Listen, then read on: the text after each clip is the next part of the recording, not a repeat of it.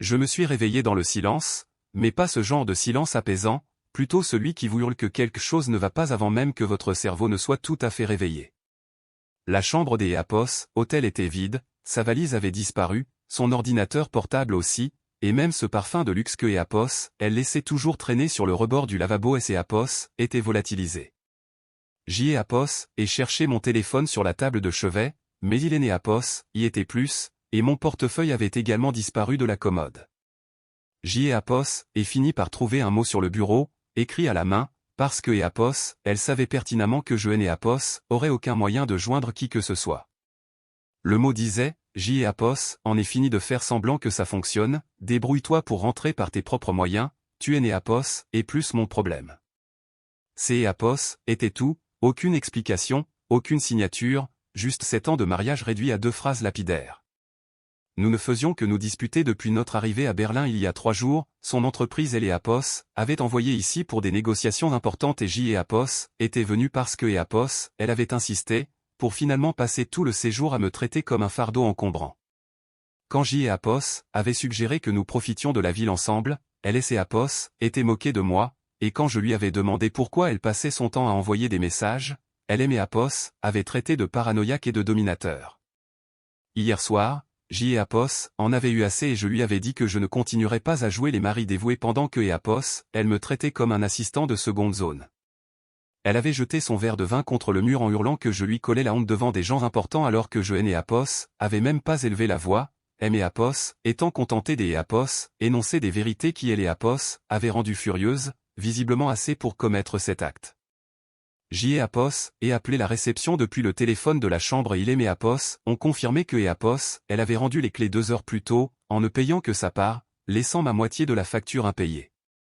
J et Apos, et expliqué ma situation et bien que elle et Apos, employé et semblait compatissant, il ne aimait Apos, a été des Apos, aucune aide concrète, sans téléphone, sans portefeuille et sans argent, J et Apos, était coincé. J et Apos, et réussi à négocier mon départ en promettant de régler la note à distance une fois rentré à Paris, le directeur et Apos, était pas ravi mais a fini par accepter après avoir vérifié mon passeport. Elle et Apos, aéroport de Berlin-Brandenburg était immense et totalement indifférent à mes problèmes.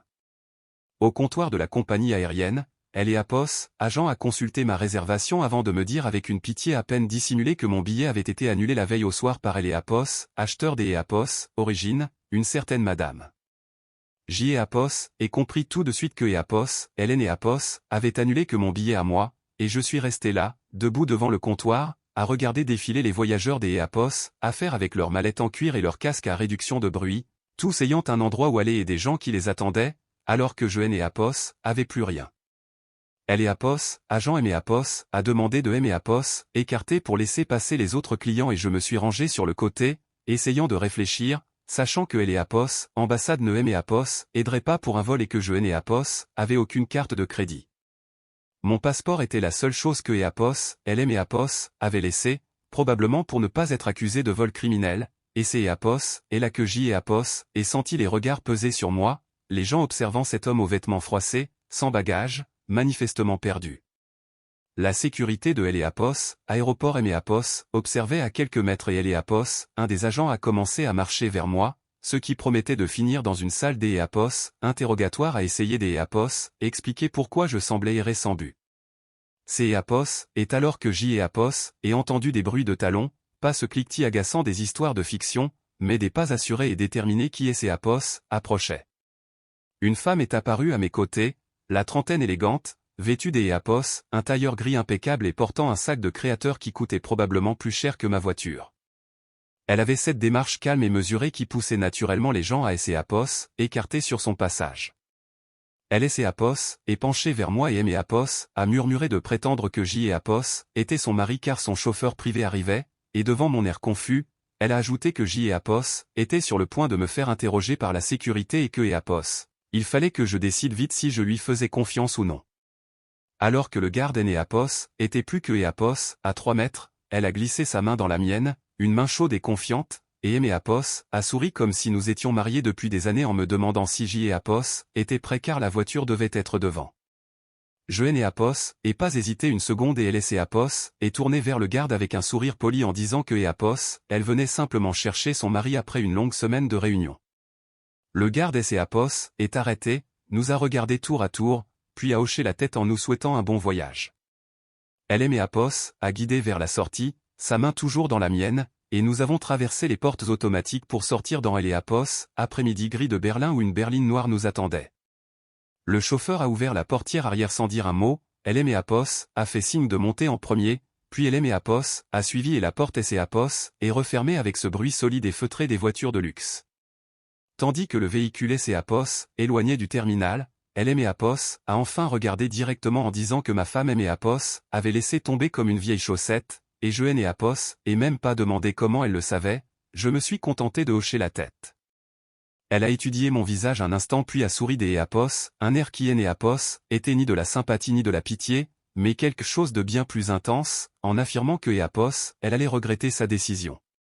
Le trajet était silencieux, seulement bercé par le bruit de la circulation, Apos, odeur du cuir neuf et son parfum subtil et onéreux. Apos, et finit par briser le silence pour la remercier de ce que Apos, elle venait de faire, et Apos a répondu sans quitter la fenêtre du regard que Apos avait Apos, air de quelque Apos, un que Apos, on avait abandonné, une expression que Apos, elle connaissait bien par expérience personnelle et par observation, passant beaucoup de temps dans les aéroports.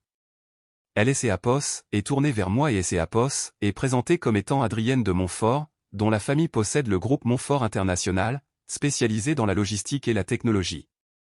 Je connaissais ce nom, tout le monde le connaissait, Apos était un empire présent dans 40 pays.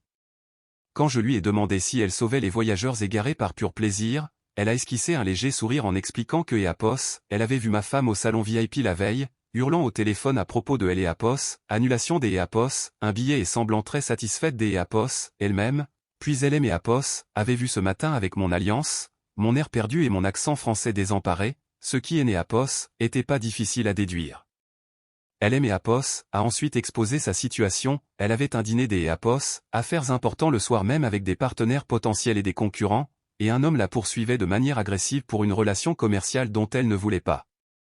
Comme il ne comprenait pas les allusions subtiles, elle avait besoin des Apos, un bouclier humain, ou plutôt des Apos, un mari temporaire pour la soirée, et en échange, elle me ramènerait chez moi à Paris dans son jet privé le lendemain. Apos aurait dû réfléchir plus longuement au risque, mais Apos était en colère, épuisé et sans aucune autre option, alors Apos est simplement demandé quel était le code vestimentaire. Son sourire Apos est élargi et elle a dit que Apos était la bonne réponse. Le chauffeur nous a conduits dans le quartier chic de Charlottenburg, devant un hôtel particulier qui semblait valoir une fortune, et Adrienne Apos a fait entrer dans un intérieur au luxe discret, rempli des Apos, œuvres des Apos, art de musée. Une gouvernante est apparue silencieusement et Adrienne Apos a indiqué une chambre au 2e étage où son assistante avait déjà fait préparer des vêtements à ma taille. En montant, Apos a réalisé à quel point elle était efficace, ayant déjà tout prévu depuis Apos, aéroport. La chambre des Apos, amis était immense, la salle de bain avait un sol chauffant et les vêtements posés sur le lit étaient un costume anthracite sur mesure, une chemise blanche immaculée et des chaussures italiennes de haute facture. Il y avait aussi un smartphone neuf sur la commode avec une note indiquant que mon numéro était programmé sous le nom de « Marie » et que je devais le garder. Après Apos être préparé, je suis descendu et Apos et trouvé Adrienne dans son bureau, vêtue des Apos, une robe bleu marine des Apos, une coupe impeccable. Apos est approché pour ajuster ma cravate et Apos a prévenu que parmi les invités du soir figuraient 3 membres du conseil des Apos, administration de Apos, entreprise de ma femme qui me connaissait probablement. Quand je lui ai demandé si ce ne serait pas gênant, elle a répondu avec une lueur calculatrice dans les yeux que Apos était précisément le but, car ma femme aimait fréquenter les cercles mondains et les galas caritatifs pour montrer sa réussite, et que Apos, imaginez la réaction de ces gens en me voyant à un événement exclusif avec la PDG du groupe Montfort était une stratégie brillante pour la mettre mal à Apos, Elle voulait que ma femme, qui pensait aimer Apos, avoir laissé démunie et désespérée, découvre que son plan Apos était retourné contre elle de la manière la plus spectaculaire qui soit. Avant de partir, Apos a rappelé que nous étions mariés et heureux depuis 5 ans selon notre histoire officielle, une version simple et banale pour ne pas éveiller les soupçons. En montant dans la voiture, Apos ai croisé mon reflet dans la vitre et je me suis trouvé différent, plus assuré, peut-être grâce au costume ou peut-être par pure rancœur. Mon nouveau téléphone a vibré, c'est Eapos, était un message des Eapos, un numéro inconnu que J Eapos, et tout de suite identifié comme étant celui de ma femme. Où es-tu? Il faut que Eapos, on parle maintenant. Adrienne M. Eapos a conseillé de L. Eapos, ignorer, ce que J. Eapos ait fait. L. Eapos, hôtel où se tenait la réception était un palace des Eapos, une élégance rare, avec des lustres en cristal et un personnel parfaitement chorégraphié. La salle de bal était remplie de dirigeants en costumes luxueux et de femmes en robes de créateurs. Adrienne M. Eapos a murmuré de rester près des Eapos, elle et de la laisser faire les présentations. Un homme aux cheveux argentés nommé Monsieur Beaumont S. Eapos est approché et Adrienne M. Eapos a présenté comme son mari avec un naturel déconcertant. Surpris, il a avoué que Eapos, il ne savait pas que Eapos, elle était mariée, ce à quoi elle a répondu que nous tenions à notre vie privée.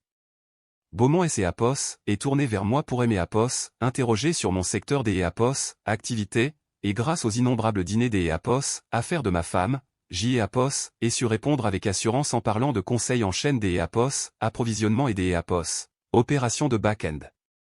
J. Eapos, et même réussi à L. Eapos, impressionné en analysant brièvement la gestion de sa propre entreprise. Adrienne a serré ma main en signe des Eapos, approbation et nous avons continué notre danse sociale, chaque fois me présentant comme son égal. Lors du dîner, nous étions assis face à une femme influente de chez Bowers Capital qui aimait Eapos, a regardé intensément en disant que Eapos, elle était certaine de aimer Eapos, avoir déjà vu lors des Eapos, un événement à New York. Sans perdre un instant, Adrienne a menti avec un aplomb incroyable en disant que ces Eapos étaient sûrement mon frère jumeau, et la femme a hoché la tête, convaincue. Le repas S. Eapos est poursuivi et J. Eapos est pris part aux discussions sur les marchés asiatiques et les vulnérabilités logistiques, prouvant que je N. Eapos avait rien perdu de mes compétences professionnelles malgré les années passées dans L. Eapos, ombre de ma femme. Un photographe est passé pour prendre des clichés officiels pour le site de L. Eapos, entreprise et LinkedIn, et Adrienne S. Eapos est rapproché de moi, me demandant de sourire pour ce moment important. Les flashs ont crépité, nous montrant complices et parfaitement naturels. Mon téléphone a vibré plusieurs fois, mais je N. Eapos et pas regardé. Dans la salle, J. Eapos et remarqué que plusieurs personnes nous prenaient en photo avec leur propre téléphone, et je savais que des Eapos, ici le lendemain, ces images feraient le tour des réseaux sociaux professionnels. Adrienne a remarqué mon air satisfait et a commenté que le karma va plus vite quand on lui donne un petit coup de pouce. À la fin de la soirée, mon téléphone était inondé de 17 messages de ma femme, passant de la confusion à la colère, puis au désespoir, M. Eapos, accusant de lui faire honte et exigeant des explications. J. Eapos et montré le dernier message à Adrienne qui a ri de bon cœur en voyant que Eapos, elle ne S. Eapos, inquiétait que de son image. J. Eapos et simplement répondu, je vais bien. Je profite de Berlin. Ne M. Eapos, attends pas, elle a commencé à taper frénétiquement une réponse, mais J. Eapos et rangé le téléphone. Le lendemain matin, je me suis réveillé dans la tranquillité de la demeure des Eapos, Adrienne. Mon téléphone affichait 32 appels manqués et des dizaines de messages. Adrienne M. Eapos a montré sa tablette au petit déjeuner, nous étions partout sur les réseaux professionnels, les commentaires affluaient sur ce « couple de pouvoir » inattendu. L. M. Eapos a aussi appris que L. Eapos, assistante de ma femme avait appelé son bureau pour savoir si je me trouvais avec elle, et son équipe avait répondu que Eapos, Adrienne ne discutait pas de sa vie privée avec des inconnus. J. Eapos et envoyé un dernier message à ma femme pour lui dire que je rentrais à Paris selon mon propre emploi du temps et que son abandon à L. Eapos, aéroport était la cause de tout cela. Elle a essayé de se justifier en disant que Eapos, elle avait besoin des Eapos, espace, mais je lui ai rappelé que Eapos, elle avait jeté un verre et M. Eapos avait tout pris, ce qui est Eapos, appelle un abandon pur et simple. Nous avons passé la matinée à visiter Berlin, Adrienne me montrant ses endroits préférés, loin des pièges à touristes. Nous avons déjeuné au bord de la Spree, et J. Eapos et reçu un message de Justine, un ancien collègue, qui me félicitait de M. Eapos être enfin affirmé face à celle qui me traitait comme un moins que rien. Adrienne M. Eapos a confié que ses propres parents avaient eu un mariage terrible et que sa mère N. Eapos avait retrouvé le bonheur que Eapos, après avoir quitté son père pour lancer son propre fonds des Eapos, investissement, concluant que certaines personnes ne méritent pas L. Eapos, effort que Eapos, on leur consacre. C. Eapos est alors que J. Eapos ait reçu un appel de Céline, une cadre du bureau de ma femme, qui M. Eapos a prévenu que cette dernière perdait totalement les pédales, S.A.P.O.S., enfermant dans son bureau et hurlant sur tout le monde car elle S.A.P.O.S. arrivait pas à obtenir de vol pour me rejoindre avant le lendemain. Adrienne et moi nous sommes rendus à S.A.P.O.S., aéroport privé où son jet nous attendait. Pendant le vol vers Paris, S.A.P.O.S. et vu ma femme S.A.P.O.S. envoyer un message désespéré disant que S.A.P.O.S. elle venait me chercher pour arranger les choses, ce à quoi S.A.P.O.S. ait répondu que S.A.P.O.S. il est S.A.P.O.S. y avait rien à arranger, seulement des conséquences à assumer.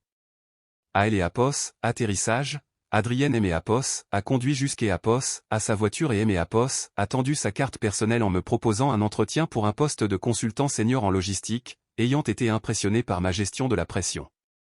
Nous nous sommes quittés sur une poignée de main respectueuse. De retour chez nous, dans notre appartement de S.A.P.O.S., ouest parisien qui ne me semblait plus être le mien, S.A.P.O.S. et préparé tous les documents prouvant son abandon, S.A.P.O.S., annulation du billet, les factures des S.A.P.O.S., hôtel et son mot manuscrit. Quand elle est arrivée 4 heures plus tard, épuisée et défaite, elle a tenté de me faire culpabiliser, mais je lui ai montré le dossier. Elle a essayé de dire que les gens pensaient que S.A.P.O.S. avait une liaison, mais je lui ai répondu que S.A.P.O.S. était toujours mieux que la vérité sur sa cruauté. Quand elle a proposé une thérapie de couple, je lui ai annoncé que S.A.P.O.S. avait déjà contacté un avocat et que je demandais le divorce. Elle a pâli, réalisant que je ne plaisantais pas et que S.A.P.O.S. avait utilisé le vol retour pour tout organiser avec S.A.P.O.S., aide des contacts des S.A.P.O.S., Adrienne. Je lui ai donné le choix, un divorce à S.A.P.O.S., amiable et rapide, ou un scandale public où je révélerais tout à son milieu professionnel. Elle a fini par accepter, comprenant que S.A.P.O.S., elle avait perdu toute emprise sur moi.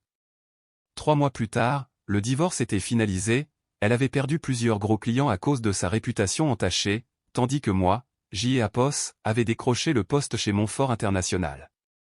Ce soir-là, lors des S.A.P.O.S., une nouvelle réception, je S.A.P.O.S. et croisé à nouveau, elle avait S.A.P.O.S. est remarqué par le stress alors que moi, je discutais sereinement de stratégie avec de nouveaux partenaires. Elle a tenté de S.A.P.O.S. approcher pour me dire que je lui manquais, mais je lui ai simplement répondu que S.A.P.O.S. elle regrettait seulement de ne plus pouvoir me contrôler.